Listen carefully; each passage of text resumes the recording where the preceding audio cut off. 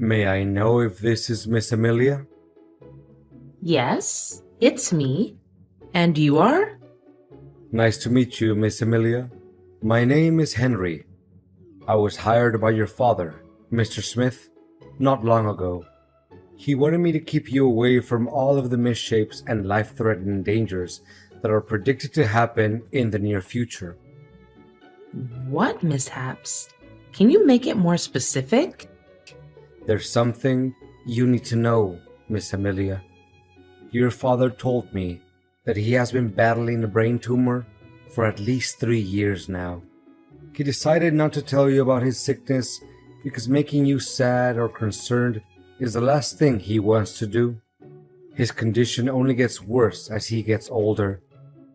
Until recently, a flare-up has caused his life to hang on a thread. What? This can't be true. Why did he hide that cold and harsh truth from me? He knows how important he is to me, as my mother left us behind to pursue her own happiness. My father had to assume the responsibility of both man and woman in our family. Yet, not once in my whole life have I ever heard a single complaint from him. He even chose not to remarry so that he could put his heart and soul into raising me.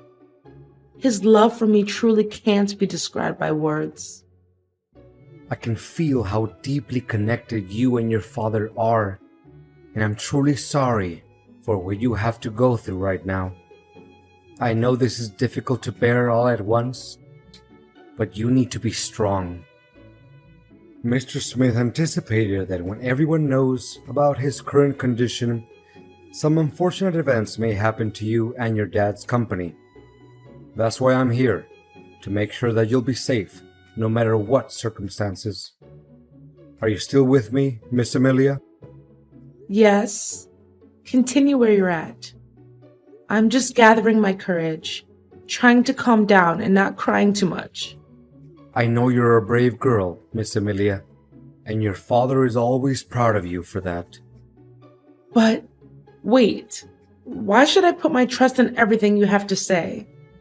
Clearly you just must be some random person who happened to know my number. Mrs. Smith figured that you would ask something similar. This is why your father asked me to personally send you a keepsake that's very dear to him, which is your mother's necklace. It should have arrived in your mailbox by now. Give me a few minutes to check.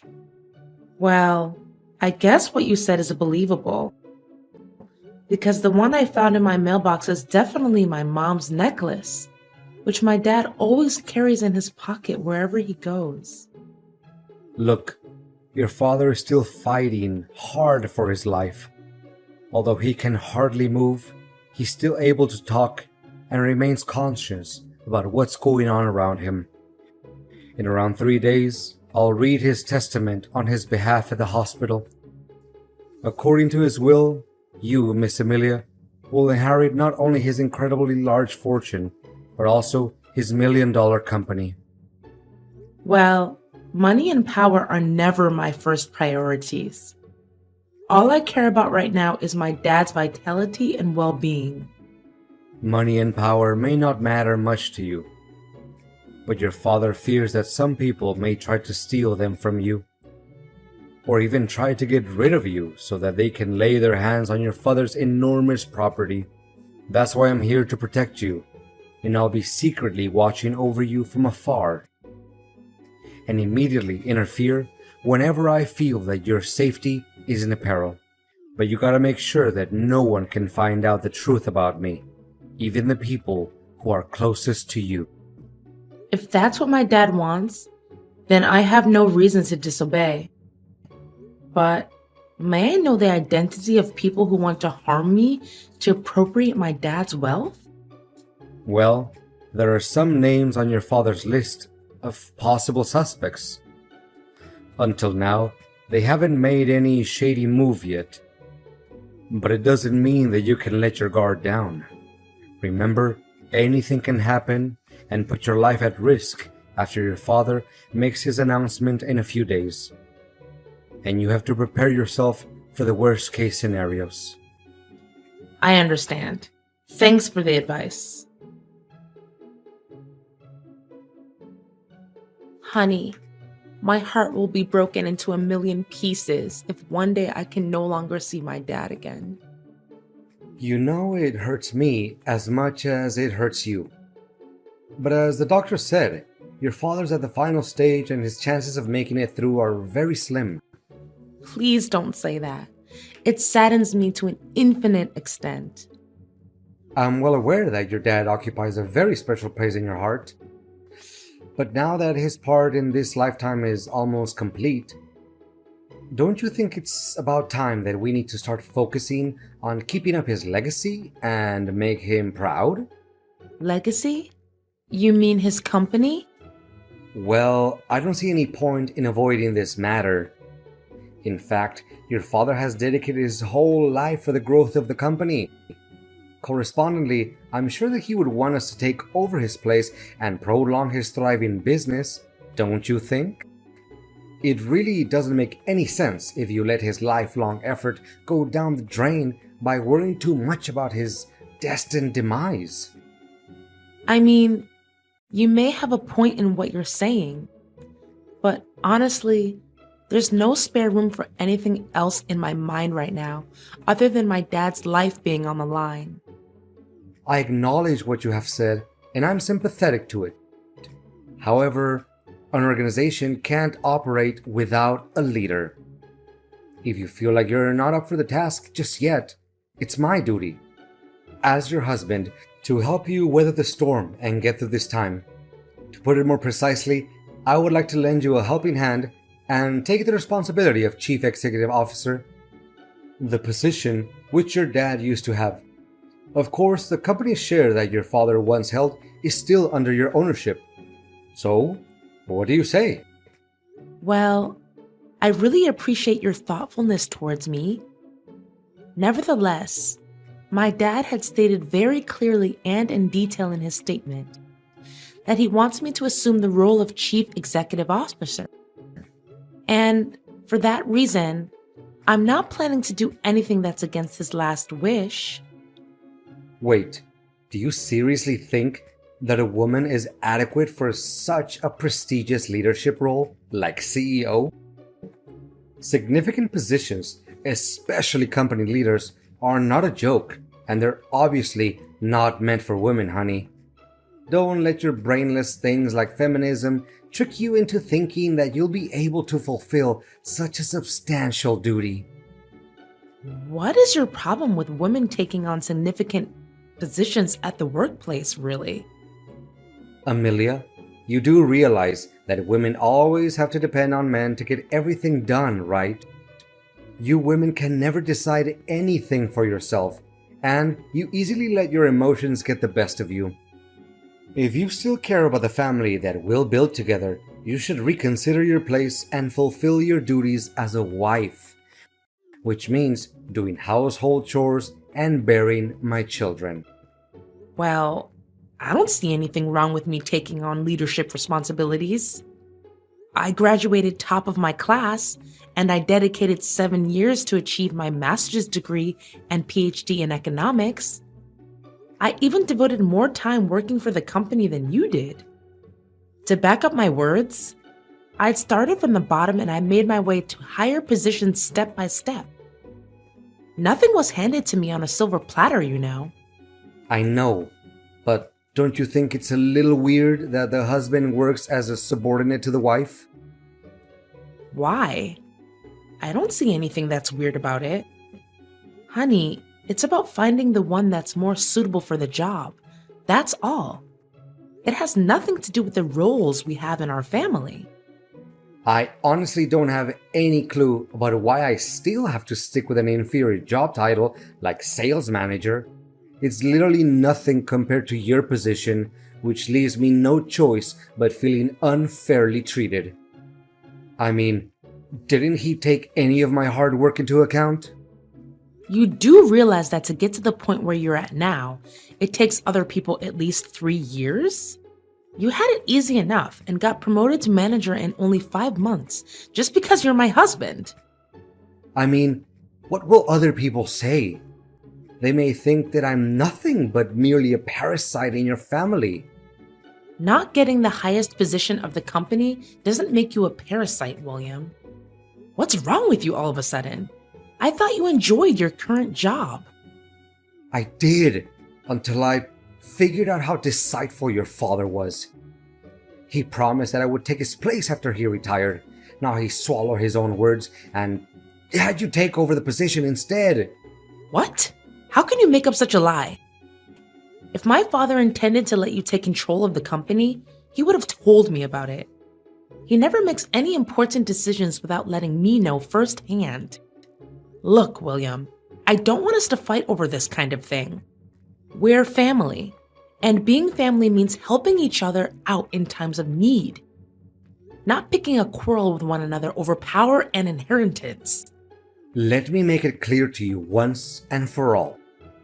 If I don't get to work as the chief executive officer of the company, I demand a divorce as soon as possible.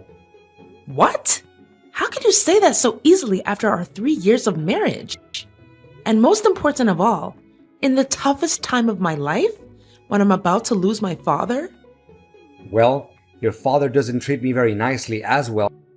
He let you inherit his position because me and him are not biologically related.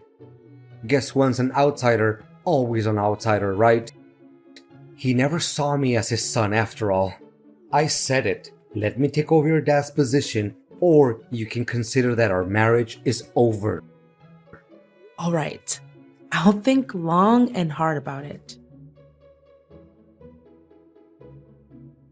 William, you can't believe what happened to me when I was on my way home after Dad's funeral. First, I was nearly hit by a truck while crossing the road. Then, out of nowhere, a flower pot almost fell onto my head. I bent down to tighten up my shoelaces. That was why I didn't get hit. After that, there were some people sawing down a huge tree, and I was nearly crushed by that. It definitely was not a lucky day for me. But where are you now, William? After the funeral ended, you were nowhere to be found. Everyone was so worried and they looked for you everywhere. What a shame to hear all of those unfortunate events. I'm not at home, by the way. And why should I be? What? What are you saying? Well, first of all, now that your father is dead, why should I be around you anymore? After all, it's his fortune and power that I went after in the beginning, not some kind of foolish love between you and I. You're telling me you didn't have any feelings for me in the first place? Not a tiny bit. Do you actually think that I approached you and your family because I fell for you? That's the most ridiculous joke that I've ever heard in my entire life. The only attractive thing about you is your dad's money. But I'm still the one who is in charge of my dad's company, right? How can you be so cocky? Well, not anymore. I now own papers proving that I'm the person who's gonna take over your dad's place as a CEO. He even gave me his shares in the company and every property that he possesses, including the house in which you're living. What? How could it even be possible? That's against the decision that he stated in his testament. There's no way he could do it without my approval. Don't you dare make things up. You know faking legal papers is a serious crime. Why should I be scared of your meaningless threat? My documents certainly comply with the law and regulations. They even contain your own father's handwriting and signature. So how can they be fake? Face the fact that from now on, you'll be officially kicked out of your dad's company and from your own fancy house. However, if you behave well, I'll show some mercy and let you work as a cleaner at the company. I can't believe you can be so ruthless and careless. You make it seem like we were never husband and wife. like we were nothing but strangers. It seems like you can't comprehend the situation very quickly, can't you? Look, it's over between us, and you'll be served with divorce papers soon enough. What's left for me is to enjoy my victory alongside the true love of my life, Luna. She's the one I'm gonna spend the rest of my life with. What? So you've been cheating on me too? How did I not notice that? In my eyes, you were a dutiful husband and a pious son-in-law to my father. You never came home late. You cooked for us whenever I was busy. You even took great care of my dad during his final days of living, as if he was your own biological dad. How did you change all of a sudden? Well, I didn't change anything. All I did was a little acting to cover my true intention. You don't know how much I had to contain myself from laughing as I saw you were blindly believing in everything I did and said. How could you do this to me? I just can't believe all of this. To think how kind me and my dad were to a jerk like you gives me chills down my spine. Kind? Am I hearing that correctly? Your father treated me like dirt. He didn't even let me take over the position that was rightfully mine all along. And you know what? He even had the nerve to, not just one time, scolded me and embarrassed me in front of my coworkers. I literally have no respect for that man. So you were holding a grudge against my dad this whole time? I mean, if he ever criticized you or your work, it was just because he wants you to be a better version of yourself and make progress. Well, now that hypocrite can carry all the criticism with him to his grave. So long, Amelia. Enjoy your homeless life. What is this, Amelia? Did you plan all of this? And what exactly are you talking about? Why, all of a sudden, I'm no longer the CEO of the company anymore. The securities didn't even let me in. Why are you asking me that question? Shouldn't you be the one who needs to interrogate your own conscience about all the good deeds you did behind my back? I can't believe such a cruel, heartless, and gruesome person like you would exist. What are you trying to say? Spit it out. Stop playing the fool. First, you took advantage of my father's sickness and brutally forced my father to sign all kinds of papers so that you can claim ownership of his fortune and his shares in the company.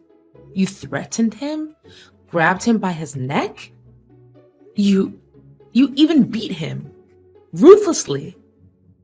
For a person that had only days to live like my father, how could he bear such an act of violence? You knew that, and you left him there dying all alone. It was you who killed my father. Hold on. Are you even listening to your own voice right now? Don't just accuse someone out of nowhere without evidence. I know damn well that I have all the evidence in the world to start a lawsuit against you. Do you know what I'm possessing right now? Full-length footage of you torturing my dad so that you can achieve your evil ambition. It was recorded by the hospital's cameras. Never in my worst nightmare could I imagine that one day my dad would be tortured to death by his own son-in-law. What? I thought I took care of it. You did do something about it. But fortunately, my bodyguard was smart enough to trace you down and recover the footage. Where the hell did you get yourself a bodyguard? That's just insane. I think what you just said is just a work of your imagination. I mean, you're just talking nonsense to scare me. Not only that, my bodyguard also provided the police with evidence proving how you and your mistress pulled off every scheme you could come up with to murder me so that no one could ever threaten your throne anymore. Honestly, I can't imagine how wicked and cold-blooded you can get in order to seize what you want. Just in the morning, if my bodyguard hadn't tested the food before giving it to me, I would have been poisoned to death. Guess you also bribed the hotel staff, right? Just like every other sin you committed when you were working for my dad, right? You'd better watch your mouth, you wretched. Let me see.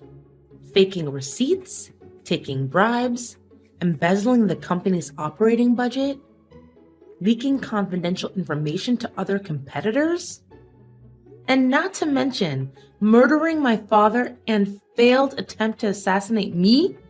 I'm done arguing with an inhumane person like you. If I were in your shoes right now, I would start coming up with any possible reasons to defend myself in front of the court. Oh no, I think a police officer is knocking at my door. What should I do? Please, withdraw your complaint along with the evidence. You can't do this to me. Your days of abusing your power and violence are over, William. Don't ever let me see your face again. As the story got around, my case immediately grabbed the press's attention. The public, especially William's colleagues, were so angry that they even came to William's parents' place to demand justice for me. William fought as hard as he could and came up with every absurd and invalid argument to defend his crimes. However, with all the evidence that my bodyguard secretly helped me gather, I still won the case. Finally, my ex-husband's mask was exposed along with all of the dreadful crimes that he committed for the sake of power and money. William was sentenced to 20 years in prison, and all of his property was confiscated and returned to its rightful owner, which is me, the CEO of my dad's company. Being a competent, talented woman with a solid academic background, the substantial duty of a leader doesn't slow me down at work. In fact, it helps my capacity and qualities stand out, which contributes to fortifying the position at the company. My bodyguard is still doing a great job at protecting me from every danger I could possibly encounter. Well, he's not only my bodyguard anymore, but he's also my best friend, a person who I can share each and every one of my secrets with. And most importantly, he's my future husband.